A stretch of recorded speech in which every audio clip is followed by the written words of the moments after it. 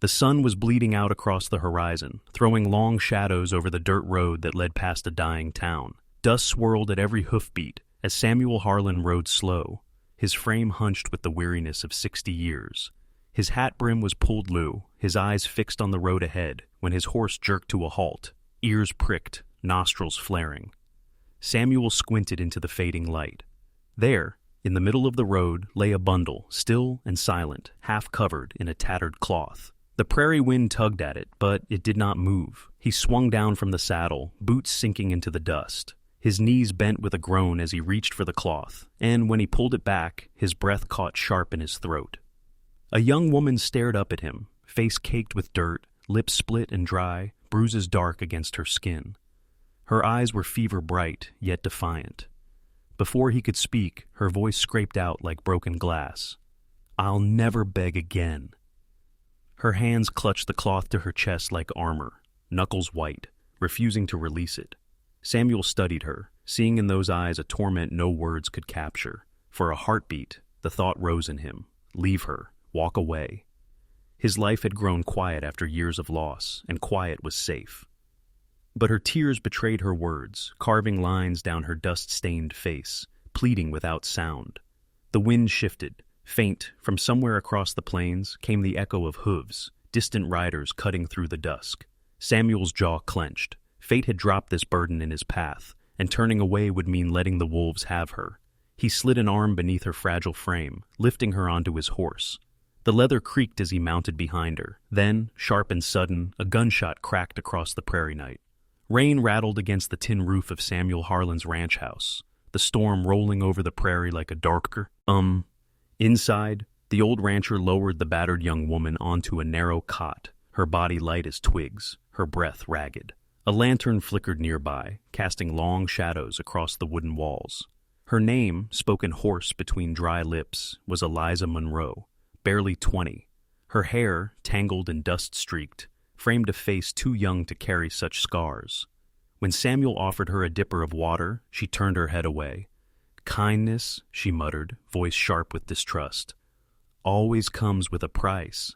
Samuel crouched beside her, setting the dipper down but not leaving. His voice carried the calm of a man who had weathered storms before. "Not here, miss. Not in this house." Hours passed, his patience steady, until at last she sipped, drops trembling at the corner of her mouth. Broken words followed, spilling fragments of her past.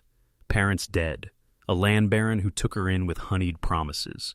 The kindness turned to chains, servitude, threats, beatings, and worse. Days ago she had run, hunted like game by his hired guns. Samuel listened in silence, his jaw tight, fingers curling into fists he forced still. He knew too well how power crushed the weak. His wife, buried young in childbirth. His only son, gunned down in a dispute over acres of dirt. The ache lived in him still, as raw as the day it was carved. Eliza pulled the blanket tight, eyes flashing. "I won't beg. Not for mercy, not for bread, not for life." Yet her hands betrayed her, trembling when thunder cracked, her gaze darting toward the window at every stir of wind. Later, as the storm broke into uneasy quiet, Samuel stepped outside.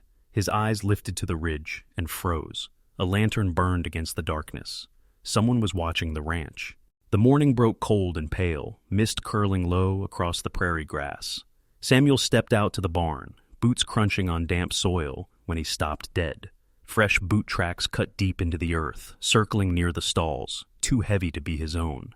He didn't speak of it when he returned inside, but Eliza caught the shadow in his eyes. She stiffened where she sat by the window, clutching the blanket around her shoulders. "They never give up," she whispered, voice thin as paper. "The Baron's men. They'll keep hunting till I'm back in chains." Samuel said nothing, but the set of his jaw told her enough. He cleaned his rifle slow, checked the door latches, counted every cartridge by feel alone. Eliza, pale but stubborn, rose on shaky legs. "I'll go," she said, trembling. No sense dragging you down with me." His reply was flat, cold as iron. "I buried too much already. You're not another grave I'll dig." Later, while tending the horses, Samuel caught movement in the brush. A man stepped out, grinning beneath a wide hat, a pistol low at his side. "Old man," he drawled, "hand her over and no trouble comes to you." Samuel raised his rifle, steady as stone. "She ain't yours to claim." The man smirked, but backed away, spurs jangling as he disappeared into the trees. The fight, Samuel knew, was only being saved for another hour. Inside, Eliza broke.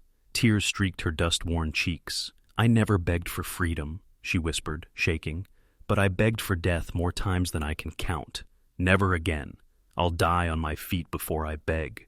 Samuel's voice caught, but he laid a hand on her trembling shoulder. "Then you won't stand alone." Night fell heavy. From the pasture came a sudden glow, bright and merciless. Flames leapt into the darkness. The attack had begun. Flames roared across the pasture, turning night into a sea of orange. The crackle of burning grass swallowed. The cries of the horses as Samuel fought with shovel and sweat, stamping and smothering until his arms shook from the strain. By the time the fire lay broken, half the grazing land lay in blackened ruin. Smoke drifted heavy, clinging to his lungs, stinging his eyes. From the cabin window, Eliza watched with hollow despair. Her hands gripped the sill so hard her knuckles whitened. "This is my doing," she whispered into the glass, guilt cutting deeper than the smoke. "I brought this ruin to him."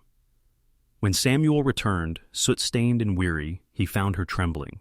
Without a word, he cleaned and rewrapped the bandages on her wounds, his rough hands, unexpectedly gentle.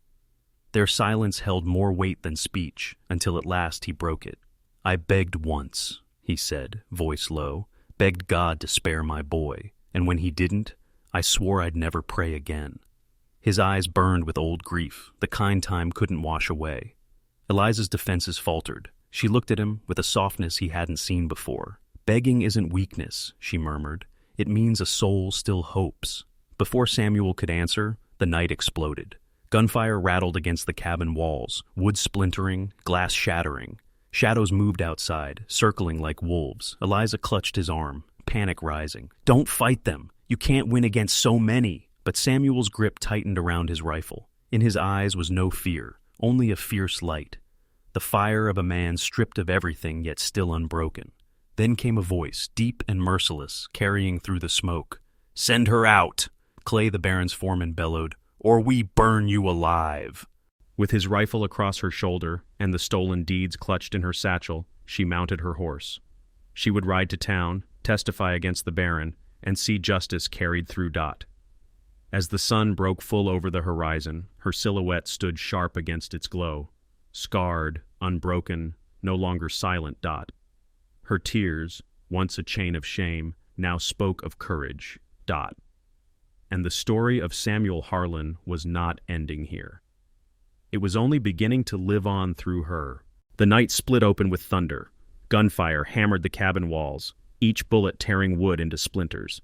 Samuel crouched low, rifle braced against his shoulder, eyes narrowed through the smoke. He fired with the calm of a man who'd done this before. Each shot measured, each pull of the trigger echoing with years of buried rage. Eliza refused to hide. She scrambled between windows, reloading rifles with trembling hands, shouting warnings as shadows darted in the firelight. At last, desperation overtook fear. She snatched a pistol from the table, its weight foreign in her grasp. The door burst wide, and an outlaw stormed in, breath reeking of whiskey, eyes full of bloodlust. Eliza raised the pistol, hands shaking, heart pounding so loud it deafened her. She fired. The man fell hard, his body sprawled across the threshold. For a heartbeat, silence. Then her vow of silence broke into ragged sobs, not from weakness, but from a soul finally fighting for its right to live. The siege dragged on. Smoke rolled in thick, the acrid stench of burning timber filling their lungs. Samuel staggered back from the window, a bullet tearing into his leg, yet he kept firing, teeth clenched against the pain. Outside, the barn erupted into flames, its red glow casting the battlefield in light fit for a funeral. One by one, the outlaws dropped into the dirt until only Clay remained. His voice rang through the firelight, cruel and steady. "Old man, you can kill us all, but the Baron'll send more." Samuel pushed himself upright, rifle in hand, limping into the yard. His voice came out rough as gravel. "Then let 'em find what's left of you." The duel cracked like lightning. Clay was faster, but Samuel's hand was steadier. One bullet found its mark. Clay staggered, eyes wide in disbelief, before crumpling into the dirt. His reign ended beneath the burning sky. Samuel's rifle slipped from his hand. His knees buckled. He collapsed into the dust, blood pouring from his wound. Behind him, Eliza's scream tore through the night. "Samuel!" Dawn crept slow across the blackened earth. its pale light falling on smoldering beams and bodies strewn silent in the dust. The air was thick with the bitter smell of ash, and the ranch that once stood proud now lay broken dot. In the center of it all, Samuel Harlan lay still, breaths ragged and shallow, blood dark against his shirt. Eliza knelt beside him, her hands pressed to his chest as though her will alone could hold him here. The vow she had carried for years shattered in a single whisper. "Don't you leave me!" she begged, her voice trembling, her tears falling freely. "Please, Samuel, don't go." A faint smile tugged at the corner of his mouth, his weathered face softened by the first peace he'd known in years. "Your tears," he rasped, each word a struggle. "They speak louder than pride ever could." She shook her head, clutching his hand. "I swore I wouldn't beg again." Samuel's eyes met hers, steady even as life slipped from them. "Beggin' ain't shame. It's love that refuses to let go." His fingers tightened once, then slowly loosened, his hand slipping from hers like sand through open palms. Samuel Harlan, the man who thought hope had long abandoned him, died giving it back to another. Eliza wept, not with despair, but with a quiet strength that rose from his sacrifice. By sunrise, she buried him beneath the oak hill, the old tree casting long shadows over fresh earth. She set his weathered hat upon the grave, the brim lifting gently in the breeze. Her tears no longer felt like weakness. They were honor, they were promise.